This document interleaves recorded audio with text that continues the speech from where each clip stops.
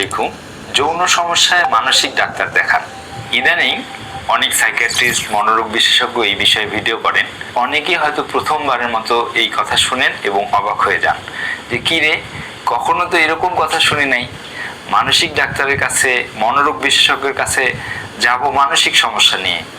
হতাশা, বিষণ্ণতা বা অনেক উগ্র আচরণ, এলোমেলো কথাবার্তা, এই সমস্ত মানসিক বিভিন্ন সমস্যা নিয়ে মনোরোগ বিশেষজ্ঞের কাছে যেতে হয়। আসলে কোন ধরনের সমস্যায় আপনি কোন বিশেষজ্ঞের কাছে যাবেন?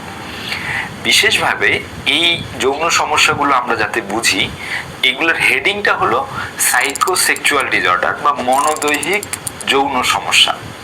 পুরুষদের ক্ষেত্রে সবচেয়ে বেশি কমন হচ্ছে প্রিম্যাচুর ইজাকুলেশন বা দ্রুত বীর্যপাত, অথবা ইরেকটাইল ডিসফাংশন, লিঙ্গোত্থানজনিত সমস্যা।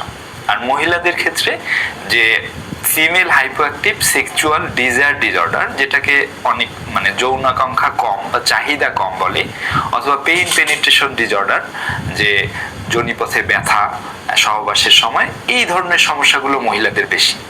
তো এই সমস্ত যৌন সমস্যার দেখা গেছে ৮০ থেকে ৮৫% কারণই হচ্ছে সাইকোজেনিক কারণ, আসলে মনোদৈহিক কারণ। যে একজন এমবিবিএস ডাক্তার বা অ্যালোপ্যাথিক লাইনের চিকিৎসাটাও একটু করি, ততদিনে অনেক সংসারে অনেকটা জীবন পার হয়ে যায়।